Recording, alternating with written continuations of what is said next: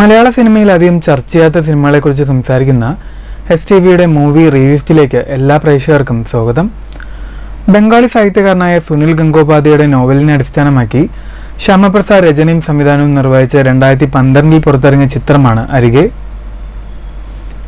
ശ്യാമപ്രസാദിന്റെ ആദ്യ ചിത്രമായ അഗ്നിസാക്ഷി തൊട്ട് ഇങ്ങോട്ട് മിക്കവാറും ശ്യാമപ്രസാദ് ചിത്രങ്ങളൊക്കെ സംസ്ഥാന ദേശീയ പുരസ്കാരങ്ങൾ നേടിയവയും നിരൂപക പ്രശംസ പിടിച്ചുപറ്റുകയും ചെയ്ത ചിത്രങ്ങളാണ്.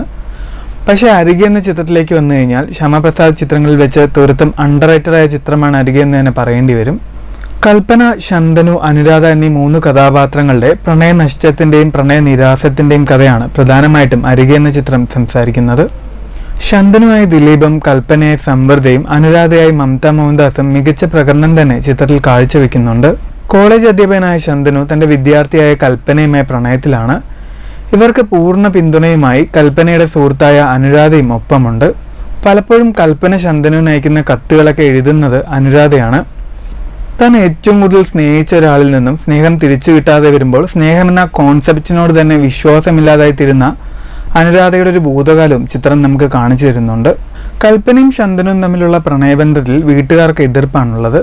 പക്ഷെ അതൊന്നും കൽപ്പന ശന്തനുവിൽ നിന്ന് അകലാനുള്ള ഒരു കാരണവുമാവുന്നില്ല. കൽപ്പനയും ശന്തനുവും തമ്മിലുള്ള പ്രണയ നിമിഷങ്ങളിൽ കൽപ്പന ശന്തനുവിനോട് ചോദിക്കുന്നുണ്ട്, നിനക്ക് എന്നിൽ ഏറ്റവും ഇഷ്ടപ്പെട്ടത് എന്താണെന്ന്. അപ്പോൾ ശന്തനു മറുപടി പറയുന്നത് കൽപ്പനയുടെ കാലിലെ ചൂണ്ടുവിരലാണെന്നാണ്.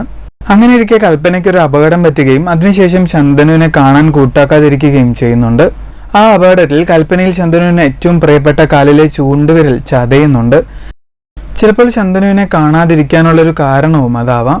സിനിമയുടെ അവസാന രംഗങ്ങളിലേക്ക് എത്തുമ്പോൾ അനുരാധയാണ് ശന്തനുവിനോട് പറയുന്നത് ഇനി ഒരിക്കലും കൽപ്പന തിരിച്ചു വരില്ല. കൽപ്പനയുടെ സ്വഭാവത്തിൽ വളരെ വലിയ മാറ്റം തന്നെ ഉണ്ടായിട്ടുണ്ട്.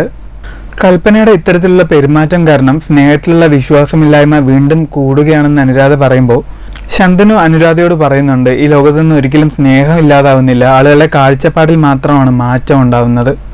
എന്നിട്ട് ശന്തനു അനുരാധയോട് പറയുന്നത് ഇനി കൽപ്പന ഇല്ലാത്തതിനേക്കാൾ ഏറ്റവും കൂടുതൽ നഷ്ടപ്പെടുന്നത് കൽപ്പന എഴുതിയ കത്തുകളാണ്. കാരണം കത്തുകളിലൂടെയാണ് ഏറ്റവും കൂടുതൽ കൽപ്പനയുമായി സംസാരിച്ചിട്ടുള്ളത്.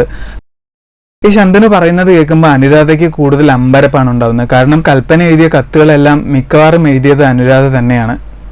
ആ കൂടിക്കാഴ്ചയിൽ ശന്തനു അനുരാധയോട് പറയുന്നുണ്ട്, കൽപ്പന പോയതിൽ എത്ര വിഷമം ഉണ്ടാവും എന്നറിയില്ല, പക്ഷെ അനുരാധയെ കാണാതിരിക്കുന്നത് തീർച്ചയായിട്ടും വലിയ വിഷമം തന്നെ ഉണ്ടാക്കും. കാരണം കൽപ്പനയേക്കാൾ ഏറ്റവും കൂടുതൽ സംസാരിച്ചിട്ടുള്ളത് അനുരാധയോടാണ്. കൽപ്പനയേക്കാൾ തൻ്റെ അവസ്ഥ കുറച്ചുകൂടി കൂടുതൽ മനസ്സിലാക്കിയിട്ടുള്ളതും അനുരാധയാണ്. ചില സമയത്ത് തോന്നും കൽപ്പനയേക്കാൾ താൻ പ്രണയിച്ചിട്ടുള്ളത് അനുരാധയോടാണോ എന്ന് തോന്നിപ്പോകുമെന്ന് ശന്തനു പറയുമ്പോൾ ഒന്നും മിണ്ടാതെ അവിടെ നിന്ന് നടന്നു നീങ്ങുന്ന അനുരാധയാണ് നമ്മൾ കാണുന്നത്.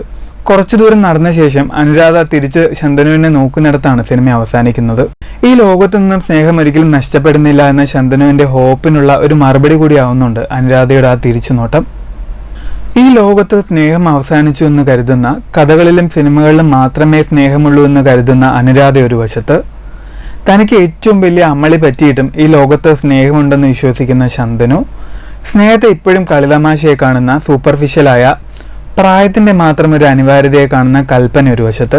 അങ്ങനെ 3 കഥാപാത്രങ്ങളുടെ പ്രണയത്തിലൂടെ പ്രണയത്തിന്റെ മറ്റൊരു തലം സൃഷ്ടിക്കുകയാണ് അരികെ എന്ന ചിത്രത്തിലൂടെ ശ്യാമപ്രസാദ്.